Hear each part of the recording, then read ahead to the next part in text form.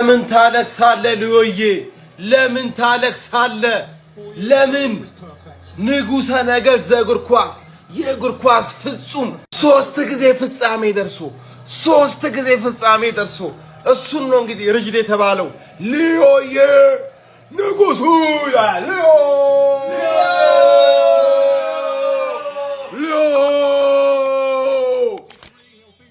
አንተን የሰጠን ፈጣሪ ቅዱስ እግዚአብሔር ይመስገን። ምንም አንልም ልዮዬ በ39 ዓመቱ አርጀንቲናን ተሸክሞ እዚህ ድረስ አድርሷታል።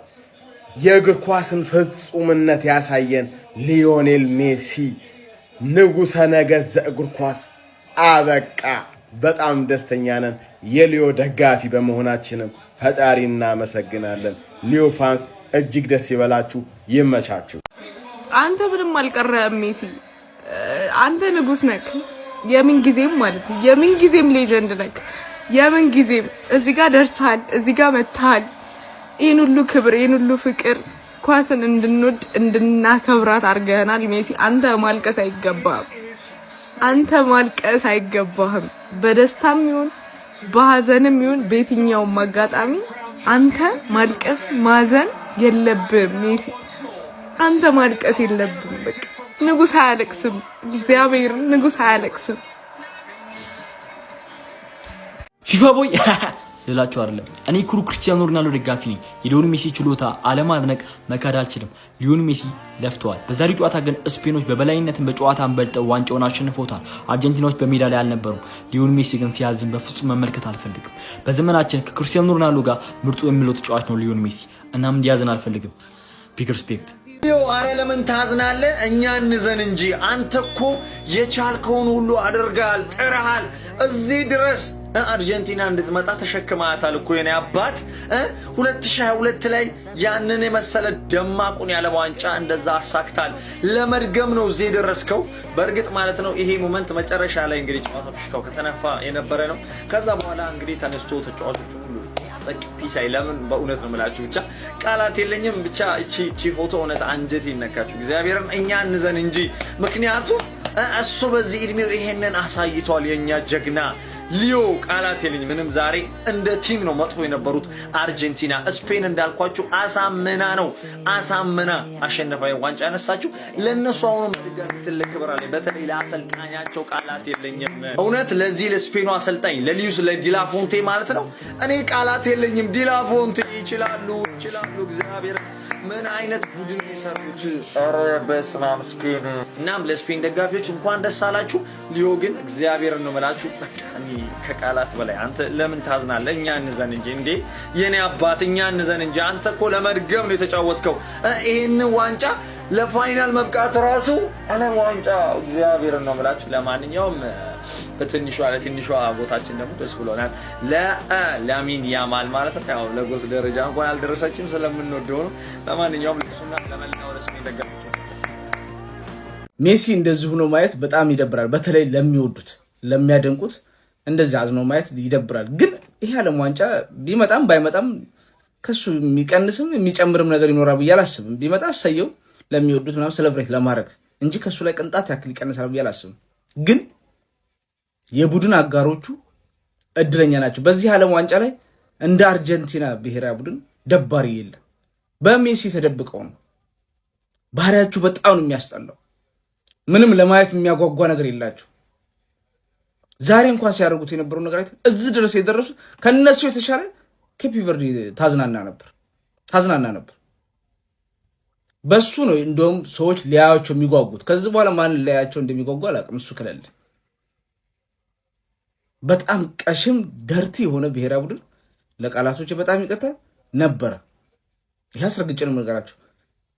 በቃ ያ ነጭ ሆኑ እንጂ የአፍሪካ ዝም ብሎ መላተም እኮ ክትክቱ ዛሬ ሳይታችሁ ሲያደርጉት የነበረው እንዴት እንደሚያደርጉ ትራፊክ ተጠርቶ እኮ መለካት ነው ያለበት እኮ እንዴት ተጫዋቾች እንደሚመጡ። እንደውም ነቅቶባቸዋል ብዬ አስባለሁ። ስፔኖች መጀመሪያም ለፖርት አውሮት ነበር እነሱ እንደዚህ ያደርጋሉ ያንደናግራሉና ጥንቃቄ ያስፈልጋል ማለት ሲል ነበርና እዚህ ድረስ የደረሱት እንደውም በሜሲ ነው። እውነት ይሄን አስረግጬ ነው የምነግራችሁ። ለማንኛውም ለሜሲ አድናቂዎች ይሄ ነገር እሱ እንደዛ አዝኖ ማየት ሊደብር ይችላል። ግን መጣም ቀረም እንጃ የእሱን ነገር ይቀንሷል ብዬ አላስብም። ኤኒዌይስ የተሰማችሁን ኮመንት ላይ አስቀምጡ። ቪዲዮ ከተመቻችሁ ኮፒ ሊንክ፣ ሪፖስት፣ ላይክ ማድረግ እንዳይረሳ። ቴንክ ዩ። የኔ አባት ለምንድን ነው የምታለቅሰው? እኔስ ያለቀስኩት አይኔ የቀላው ከዚህ በኋላ የዓለም ዋንጫ ላይ አንተን አላይም ብዬ እኮ ነው። የኔ አባት አንተ እኮ አርጀንቲና የሚገባትን ነገር የዓለም ዋንጫውን አሳክተሃል፣ ኮፓ አሜሪካ አሳክተሃል። ምን የቀራት ነገር አለ አባቢ? ባንተ ምን የቀራት ነገር አለ? ትልቅ ስኬት መመኘትህና ማልቀስህ እኮ ይገባናል። ግን አባቢ አንተ አታልቅስ። አንተ ከፍቶ ኳስ እኛ አናይም። እኔ አላይም። እንደውም አንተ ከሌለ ኳስ አላይም አባቢ። ማርያምን እኔ አልቻልኩም። እኔ እንደዚህ እያለቀሰ ማየት አልቻልኩም። ስፔን እኔ እኮ የባርሳ ዲፕ ዳውን የባርሳ ደጋፊ ነኝ። ኤቭሪዋን ታውቃላችሁ። ግን ሜሲ አንተ ማልቀስ አይገባህም። የኔ አባት አታልቅስ። የዓለም ዋንጫ አሳክተሃል። ባክ ቱ ባክ የዓለም ዋንጫ ከባድ ነው። በቃ የትኛው ሀገር ነው ያሳካችሁ? እኔ ምን እንደምል አላውቅም። በቃ ባክ ቱ ባክ የዓለም ዋንጫ ማሳካት ከባድ ነው። ትልቅ ስኬትን መመኘት አንተ ከትልቅነት አንጻር ነው። ግን ደግሞ አንተ ስታለቅስ እኛ ማየት አንችልም። የኔ አባት እኔ እወድሃለሁ፣ እኛ እንወድሃለን። እነዛ ደግሞ ዋንጫም አልበሉም ሲያለቅሱ ይኖራሉ። ስለነሱ አያገባንም። ግን አንተ አታልቅስብን የኔ አባት። ዘ ግሬተስት ኦፍ ኦል ታይም ያላሳካው የግል ስኬት ያላሳካው የቡድን የሀገር ስኬት የለም። ሁሌም በልባችን አባቢ እንዳታለቅስብን።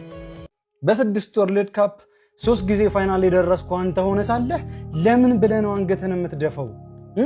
በ6 ወርልድ ካፖች በ6 ቶርናመንቶች ምንም ፋይናል ያልደረሱት አንገታቸውን ይድፉ። ምን ቀረኝ ብለህ አንተ ምን ቀረኝ ብለህ እኛ እናልቅስ እንጂ ከዚህ በኋላ እዚህ ቶርናመንት ላይ ለማናየህ ማለት ነው። አንተ ምን በወጣት የምታለቅሰው ንገረኝ። ምን ቀርቶ ምን ቀረህ ንገረኝ እስኪ። ሊዮኔል አንድሬስ ሜሲ እግር ኳስ ማለት ነው። ይኸውላችሁ እግር ኳስ ይህን በመሰለ መልኩ ሸኝቷለች። በቃ ምንም ማድረግ አይቻልም። ነገር ግን ሊዮኔል አንድሬስ ሜሲ ደግሞ እግር ኳስ ላይ ምንም ደግሞ የቀረው ነገር የለም። ይህ ማንም የማይፈቀው ነገር ሰው የትኛውም ሰው ማለት ነው። ልንገርህ ሊዮኔል አንተ አርጀንቲና ምድር ላይ ምንም አይነት ዕዳ የለብህም። ዕዳህን ከፍለህ ጨርሰሃል። አሁን ዝም ብለህ ደስታ ዝም ብለህ ትንሽዬ ደስታ ለመርጨት ነበር። ያም አልሆነም፣ ችግር የለም። በቃ አንተ የሚቻልን ነገር ሁሉ አድርጋል። በ39 ዓመት እነ ኤምባፔ ሄደው እነ ክርስቲያኖ ሄደው እነ ኔይማር እነ ሃላንድ ሄደው አንተ ነበርክ የቀረኸው። በስተመጨረሻም አልሆነም። አትሊስት አንተ እስከ መጨረሻ ተፋልመሃል። ለምን ብለህ ነው አንገትን ታዲያ የምትደፈው? ለማን ብለህ? ለማንም ብለህ አንገትን መድፋት የለብን። ብንደፋም እኛውን መድፋት አለብን። ልባችን ቢሰበር የኛ ልብ ነው አንተን ላጣ ነው ማለት ነው። ከዚህ በኋላ እዚህ ቶርናመንት ላይ አንተን ለማናየው እኛንን መከፋት ያለብን። በጣም ጀግናችን ነህ። የኛም ጎት ብቻ መሆን ቀርቶ የሁሉም ጎት ሆናል። ከዚህ በኋላ ማንም ወጥቶ ባይመሰክረው ራሱ ማለት ነው ያለቀ ነገር ነው። እኔ በምን እንደምኮራ ታውቃለህ? ካንተ ጋር የሚያነጻጽሩትን ተጫዋች እሱ ማረጋግጦት ለሌላ ተጫዋች ያውም ለጠላታቸው መጥቶ እንደዚህ አንተ ስትሸነፍ ለማየት እንደዚህ ሲሆኑ ሳይ እኮራለሁ። ባንተ እኮራለሁ። ምንም አልደበረኝም። ምንም ቅር ያለኝ አንተን እዚህ ቶርናመንት ላይ ድጋሚ ባለማየት በዛ ብቻ ነው ቅር ያለኝ። ሊዮኔል እወድሃለሁ። የእውነቴን ነው። ልጅነቴን አሳምረዋል። የኔን ማለት ነው። እንዲህ ደረቴን ገልብጬ እንዴት አድርገኛል። አንተ ብቻ ነው የእግር ኳስ ንጉስ፣ የእግር ኳስ አምላክ። ማንም ካንተ ወዲህ ማንም አይመጣም። ማንም ማለት ነው። ይሄ ይግባቸው፣ ለሁሉም ይግባቸው። እኔ እዚህ ፎቶ ላይ ማየው ማሸነፍ፣ መሸነፍ፣ ግሬትነስ፣ ኩራትና ሀዘን አት ዘ ሴም ታይም ነው። ሊዮኔል ሜሲ ሁሌም ሲሸነፍ ይከፈውና ሲያለቅስ እናያለን። እስከ መጨረሻው ሜዳሊያ እስከሚሰጣቸው ድረስ እንደምንም ስሜቱን ይዞ ነበረ። ኦር ይህን ያህል ማለት በጣም የሆነ የማልቀስ ነገርም እያሳየን አልነበረም። መጨረሻ ላይ ግን ደጋፊዎቹ ስቲል ተሸንፎ እንኳን ፊት ለፊታቸው ቆሙ ለእሱ ያላቸውን ፍቅር ሲያሳዩት ማልቀስ ጀምሮ ነበር። እስከዛ ሞመንት ድረስ ግን በቃ አሁን ያልኳችሁ ነገሮች ነበር ሳይበት የነበረው። ሊዮኔል ሜሲ ይህን ውድድር ዶሚኔት አድርጎታል። የወርልድ ካፕ የምንጊዜው ምርጡ ተጫዋች ሆኖበታል። ወደፊት ምናልባት ኪሊያን ምባፔ ይቀበሉ ይሆናል። ግን አትሊስት ፎር ዘ ታይም ቢንግ ሊዮኔል ሜሲ ስቲል ዘ ቤስት ፕሌየር በዓለም ዋንጫ ታሪክ እስከዛሬ ባየናቸው።